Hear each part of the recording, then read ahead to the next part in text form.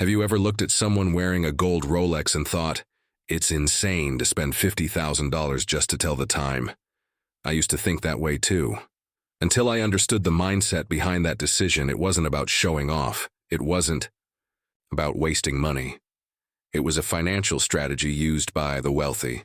It was Robert Kiyosaki, the author of Rich Dad, Poor Dad, who made me completely rethink the way I viewed money, assets, and life itself. And here's what I realized. Wealth doesn't begin in your bank account. It begins in how you look at the money in your hand. So today, I'm not here to give you a theory.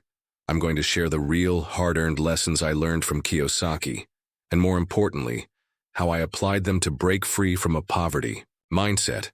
If you're tired of working non-stop and still feeling broke, if you want to escape the cycle of spending, debt, and barely getting by, then this video is your wake-up call. Keep watching because what you're about to hear might forever change how you spend money, keep money, and build wealth. Mindset 1. The poor choose cheap. The rich choose value. I remember that moment vividly. I was scrolling through a video of Robert Kiyosaki when he held up a gold Rolex Daytona and said, "Poor people look at this and think, what a waste. Rich people look at it and say, this is an asset," and I paused. Not because of the watch, but because of the harsh truth behind that sentence.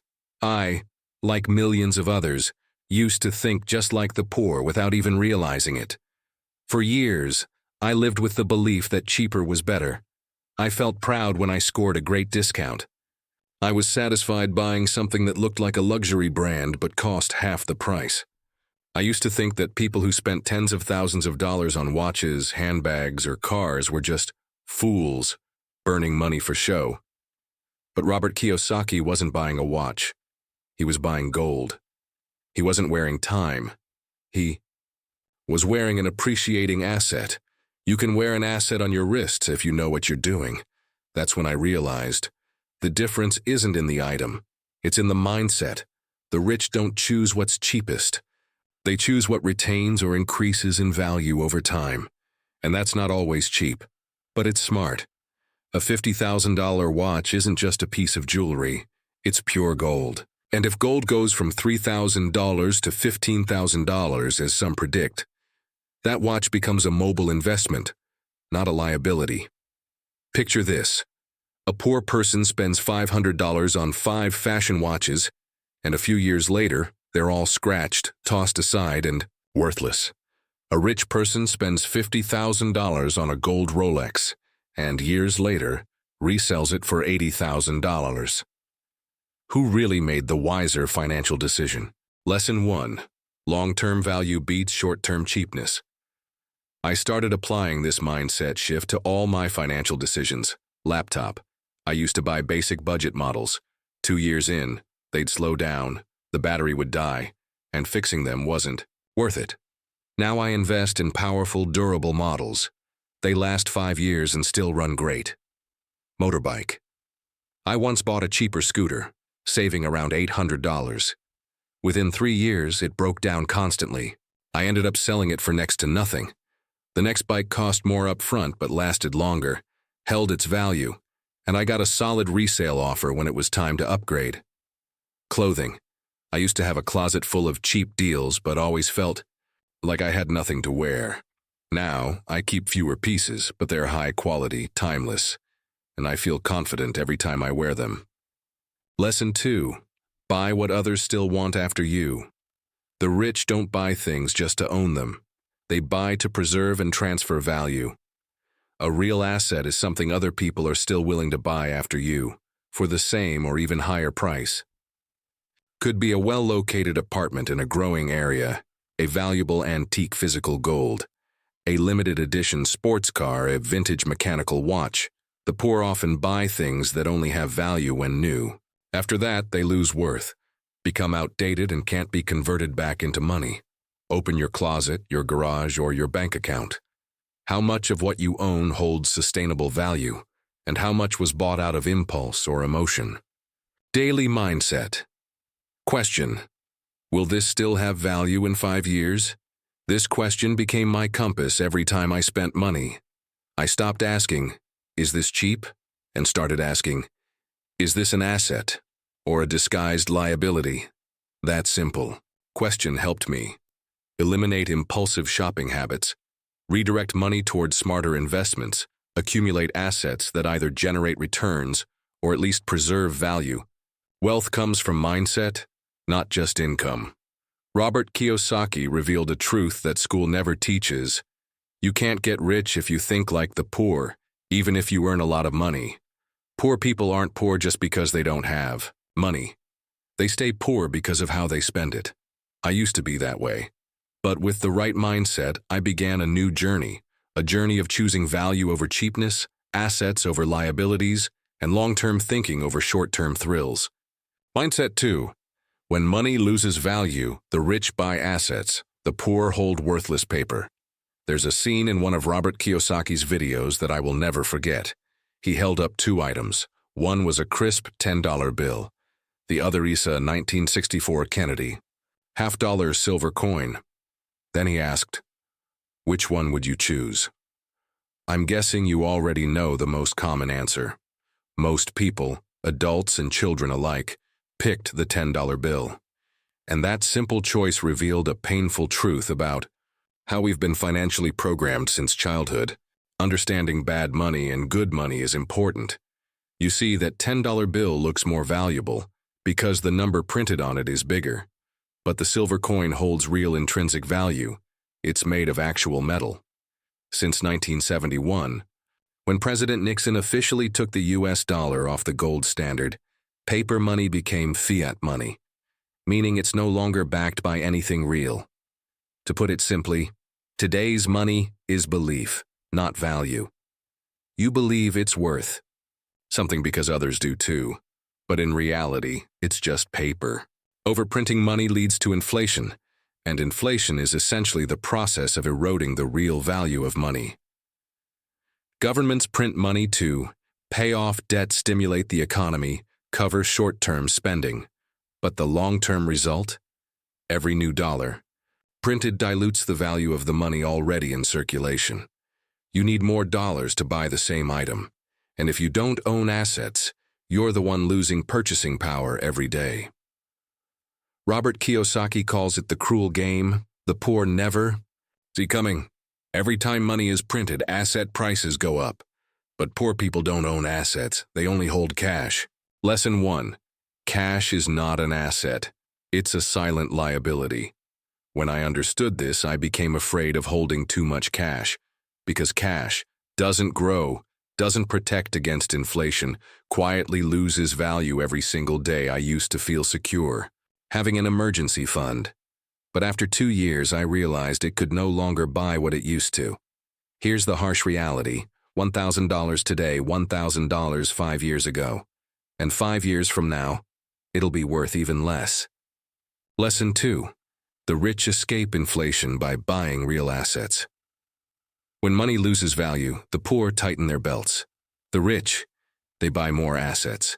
They buy land while it's still affordable. They buy gold before it spikes. They invest in oil, stocks, and income-generating real estate because they know, as money gets cheaper, real assets become more valuable. Robert Kiyosaki doesn't own a gold mine by accident. He understands, real gold can't be printed. It doesn't lose value due to political decisions. How I applied this: converting cash into assets. Bit by bit, I'm not wealthy. I can't buy property every month. But I started small, allocating 10% of my monthly income to buy physical gold in small amounts. 1 gram, 1 tael bars. Opening an investment account to track ETFs linked to commodities like gold, silver, and oil. Purchasing real, tangible assets like small plots of farmland in rural areas with long-term growth potential. I'm not chasing get-rich-quick schemes. I'm simply protecting myself from silent value erosion. Don't let inflation quietly destroy your life. You may not feel it directly, but look around. Gas prices are up, grocery prices are up, housing prices are up, tuition, hospital bills, utilities, everything's up. But what about your salary? Daily mindset question. If money loses value, what do I have that holds it? Ask yourself, if inflation rises 10%, What in your life also increases in value? Do you own any assets that protect you, or are you letting too much cash sit idle in a bank account? Don't be the one holding paper money. Be the one holding value. I used to be proud of having tens of millions of dong in my savings account. But now I understand. Saving without investing is just a slower way to stay poor. Robert Kiyosaki taught me a powerful truth. When money loses value, assets are your lifeboat. Since that day, I stopped counting cash and started counting how many real assets I actually own. Mindset 3. Inflation doesn't kill instantly. It kills slowly, and the poor don't even know it. I used to think that only war or economic collapse could bankrupt people. But Robert Kiyosaki revealed to me a much more dangerous and silent enemy: inflation. And the scariest part, no one teaches you how to fight it, no school mentions it, no personal finance program explains it thoroughly. Inflation, the silent disease that erodes your quality of life. Have you noticed? Chicken prices are up, gas prices are up, rent is up, everything is going up, except your salary. Robert said, inflation is a tax on the poor and the middle class, but they don't know they're paying it. We call it rising costs, economic hardship, a financial storm. But the truth is, the money in your hand is losing strength day by day, and if all you do is hold on to cash, or worse, spend it all, you're losing in a financial game you don't even know you're playing. The rich benefit from inflation. The poor suffer because of it.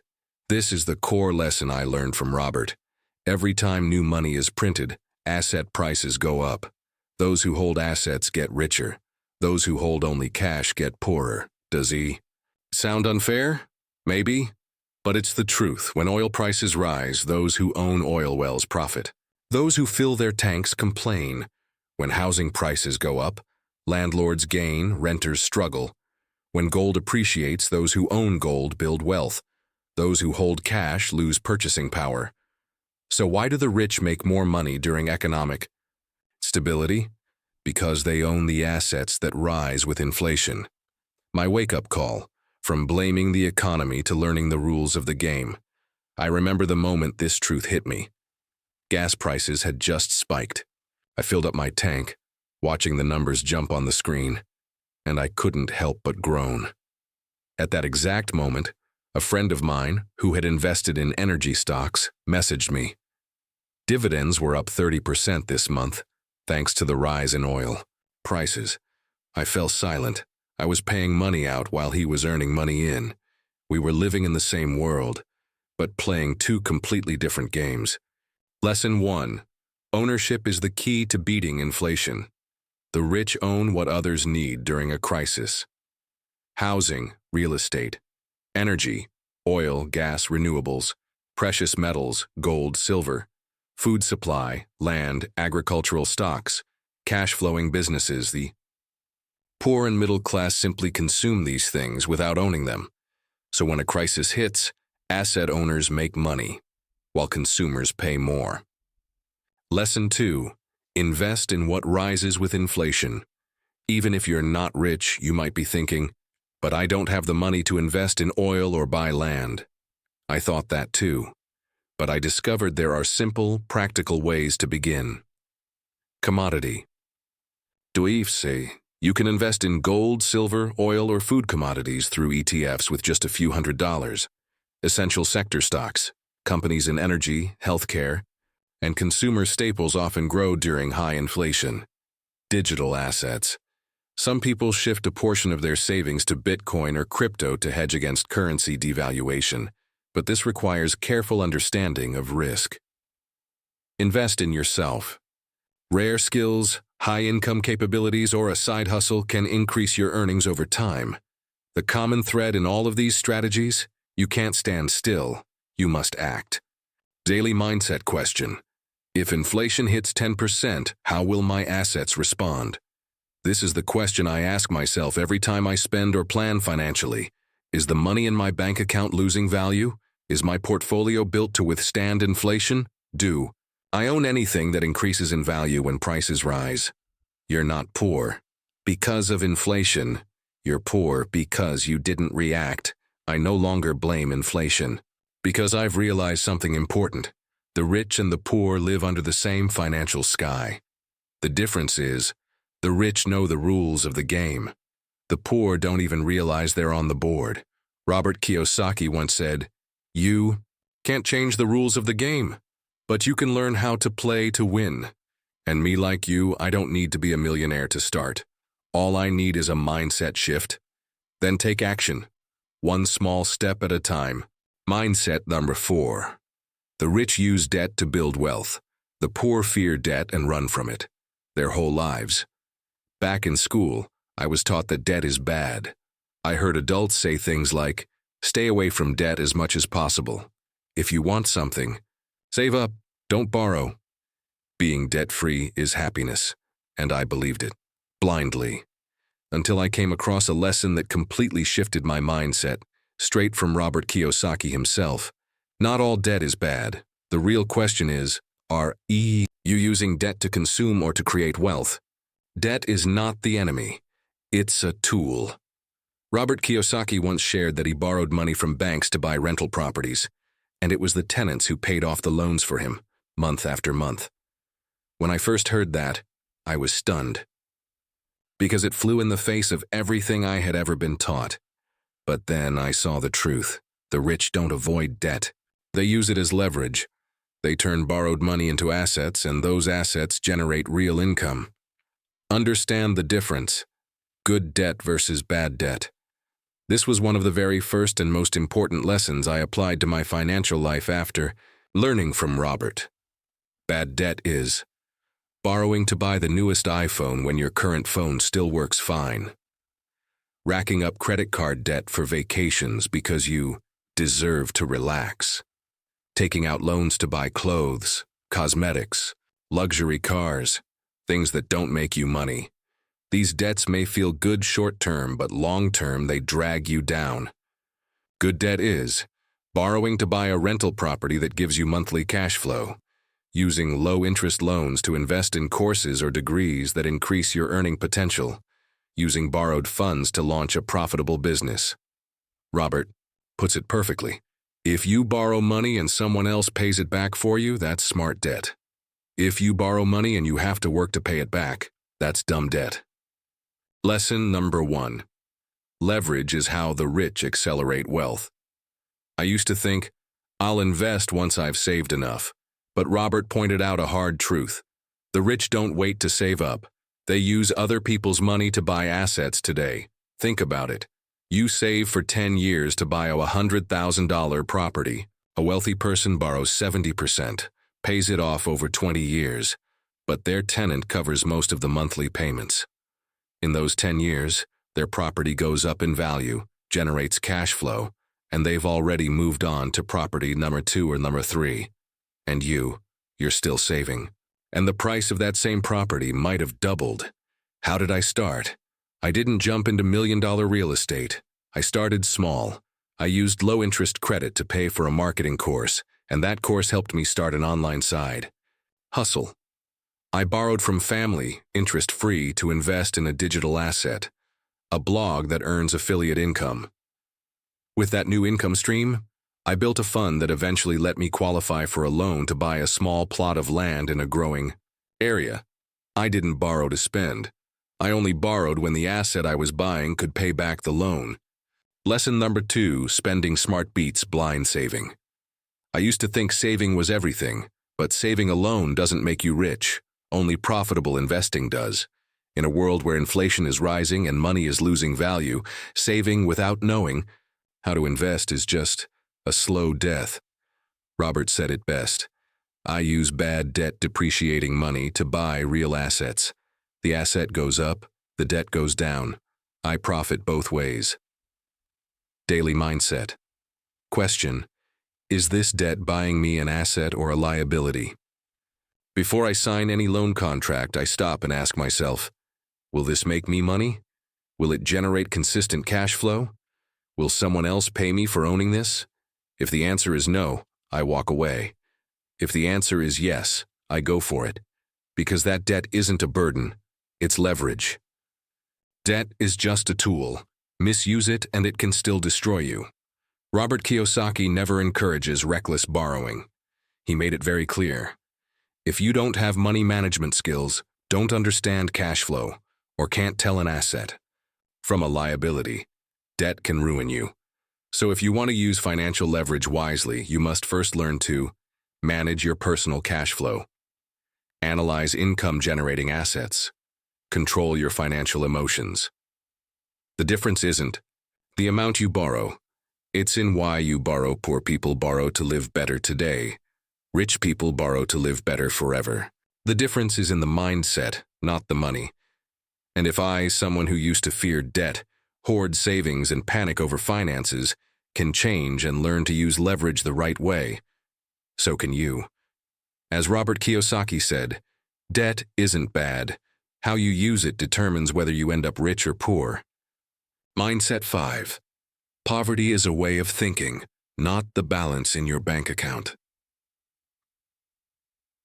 One of the lessons that sent chills down my spine when I first heard Robert Kiyosaki was this: you can earn $100,000 a year and still be poor, because poverty doesn't live in your wallet, it lives in your mind.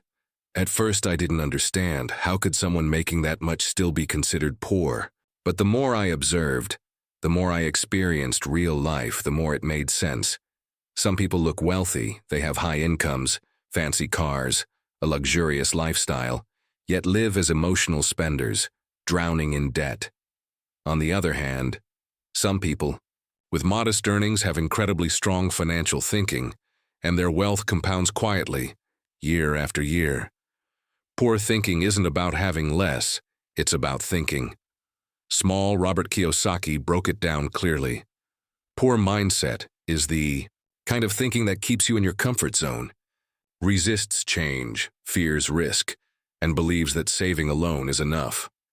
Signs of a poor mindset include buying things because they're cheap, not because they're valuable, avoiding investments out of fear of losing money, spending emotionally, with no long-term plan, living to survive, not to grow, believing that money is the root of all evil, and worst of all, feeling proud of being intellectually poor while secretly resenting the wealthy.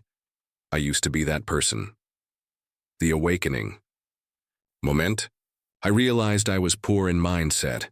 It wasn't that I had no money. I had a stable job, a decent salary, and even some savings. But then I looked closer. I avoided investing in stocks because it's too risky. I turned down a small business opportunity just because it seemed like too much hassle. I chose to buy cheap items that looked expensive just to prove I was being smart. And that's when it hit me.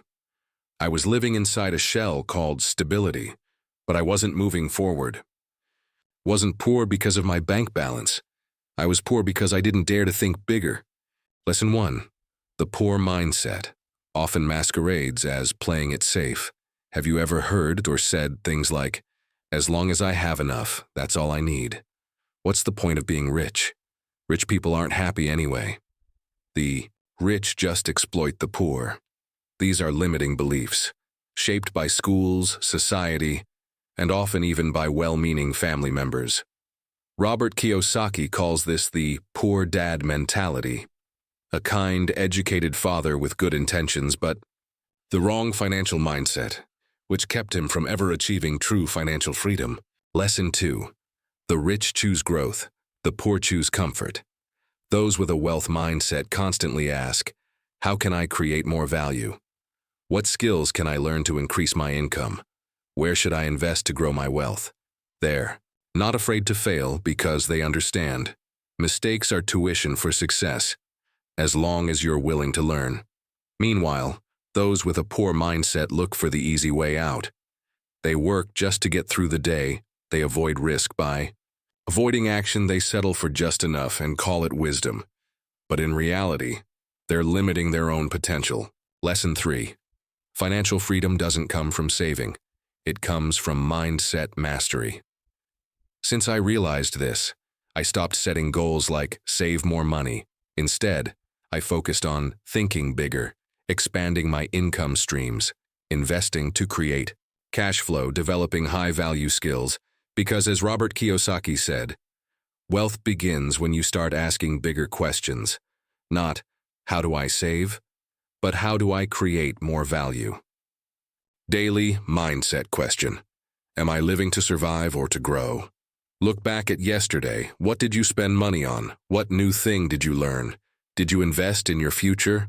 If the answer is nothing, you may be trapped in the most dangerous prison of all, the illusion of stability with no direction. How I changed, rewiring my mindset with small daily actions. I didn't start with big moves. I started small, reading 15 minutes of financial books each day to reprogram my brain, unfollowing negative groups and channels about money, and replacing them with ones that teach financial growth, writing down one financial lesson I applied each day, no matter how small. Gradually, I stopped fearing investments. I stopped feeling proud of buying cheap. I began investing in myself first. Before investing in anything else, wealth or poverty begins with how you think, Robert Kiyosaki once said. If you want to know whether you're thinking like a poor person, just observe the financial decisions you make every day. Wealth doesn't happen by accident. It is built through intentional thoughts, repeated actions, and long-term commitment. And if you realize you've been stuck in a poor mindset, that's okay. You can begin changing it today. Because the most powerful thing about your mindset is this: it can be learned, rewritten, and rebuilt. Mindset 6. Mindfulness. Daily financial awareness. Back then, when I heard the word mindfulness, I thought of yoga, meditation, or peaceful afternoons sipping tea. But then I heard Robert Kiyosaki say something completely unexpected. Mindfulness isn't just about meditation. Mindfulness is asking yourself, am I spending money like a rich person or a poor one? That was the moment the word mindfulness no longer meant just spirituality to me. It became a life strategy. Mindfulness means being aware of the present moment, acting with intention, and choosing actions that align with your values. Realized something powerful. For years, I had been spending money on autopilot, hungry, order food delivery tired, reward myself with a new item sale, buy it now before it's gone. I lived without ever pausing to ask, does this expense bring me closer to financial freedom? Will this thing I'm buying still hold value a year from now? Is this an investment or disguised consumption? That's where financial mindfulness truly began for me. The rich don't spend emotionally, they spend strategically, Robert Kiyosaki once said, you can tell who thinks like the rich by observing how they spend when they feel bad. The poor often spend money to feel better. The rich pause and revisit their strategy because they understand a new shirt won't fix your stress. A new car won't patch up your self-esteem. And emotional financial decisions often come with a heavy cost. Lesson 1. Every dollar you spend is a vote for your future. I once read a quote that struck me deeply. Every dollar you spend is a vote for the kind of life you want to live. And that made me stop. I looked at my credit card statement like it was my life story written in numbers. And what I saw was coffee I couldn't even remember, expensive meals that added no value, online orders that brought no long-term benefit. Where were my votes for a free, abundant, and wealthy future? Lesson 2. Mindfulness is a skill, not an inborn trait. No one is born financially mindful. It's something we all have to learn. I started with 3 small habits that created big changes. 1. Track every expense daily. It takes just 5 minutes, but it forced me to face the truth. No more illusions about spending less. 2. Delay purchases over $50 for 24 hours. So many times I realized I didn't really need it. I was just being emotional. 3. Ask the question, is this an asset or a liability? Every time I picked something up, I paused and asked this. Simple, but incredibly effective. Daily mindset question. Am I controlling my money or is money controlling me? I ask myself this every morning, and you should too. Who's in charge of your cash flow today? Do you have a clear financial plan, or are you just playing it by ear? Are you spending to please the present or to build a sustainable future? Mindfulness isn't about cutting every expense. It's about spending with intention. How I practice financial mindfulness in real life. Every week I spend 15 minutes reviewing my finances. What I spent, what's left, what's coming every month. I set one small financial goal like increase savings by 5% or limit dining out to 3 times. Every quarter I ask, are my assets growing? Is my income expanding? It doesn't take a lot of time. Just awareness, consistency, and commitment. The danger of living without financial mindfulness. If you're not in control, ads will dictate how you spend, discounts will manipulate your emotions, and you'll spend a lifetime working, only to pay. For rushed, unplanned decisions, Robert once warned, not knowing about money is more dangerous than not having money, because when you don't know, you'll make the wrong decisions and think they're right. Financial mindfulness is not sacrifice, it's enlightenment. Since building my financial mindfulness habit, I no longer feel stingy or picky about my spending. In fact, I feel more in control, calmer under financial pressure, closer to real financial freedom. Mindfulness isn't about saying no to everything. It's about learning to say yes to the things that bring you closer to the future you truly want. And if you want to begin, start with one small step. One question. One mindful pause.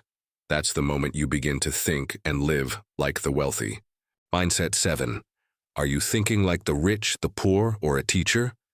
At the end of every lesson, Robert Kiyosaki rarely gives you a final answer.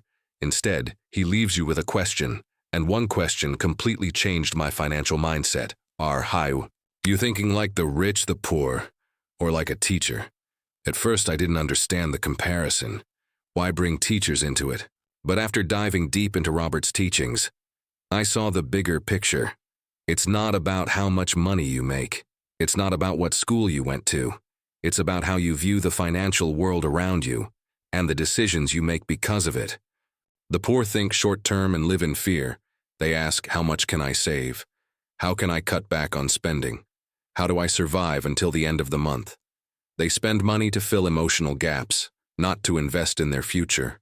They avoid risk so much that they also avoid opportunity. The teacher mindset. Living in theory, afraid of the real world. This type is smart, well-educated, and has impressive degrees. They teach others about money, economics, and finance, but have never invested themselves, never failed in real-world ventures, and never made money from real systems. Robert shared, my biological father was a teacher, a kind, intelligent, well-educated man, but he always struggled with money. My rich dad never went to college, but he taught me how to achieve financial freedom. The rich think in systems and decide based on cash flow. The rich don't spend to feel better. They spend like investors. Every dollar spent has a purpose. Every asset purchased has an exit strategy. Every loan is a tool, not a burden. They don't work for money. They build systems so money works for them. I've been all three. I've thought like the poor, living frugally, avoiding risks, dreaming only of a stable job. I've thought like a teacher, reading financial books, analyzing business models, but taking no real action. And then I started learning to think like the rich step by step with real action. I invested, I failed, I learned, I reinvested. And only then did my wealth begin to truly grow. Mindset is the root of every financial result. Where you are on your financial journey matters less than how you think. Pause and ask yourself, am I dealing with money emotionally or strategically? Am I afraid of losing money or missing opportunities? Am I working to survive or living to build wealth? The answers to these questions will define your financial outcome in the next 5 years. Signs. You're thinking like the rich and moving in the right direction. Number 1. You don't buy because it's cheap. You buy for long-term value. Number 2. You don't save to feel safe. You invest to become free. Number 3. You don't chase consumption. You build assets. Number 4. You don't fear debt. You learn how to use it to grow. Number 5. You don't wait for miracles. You take action every day. Final thinking question. Whose mindset am I using to make today's decisions? Each morning, before the day begins, ask yourself, Am I spending the next hour working or creating value? Am I spending money today out of necessity or out of emotional impulse? Am I learning to sound smart or to take action? If you can answer these questions honestly, you'll know exactly where you are and where you need to go.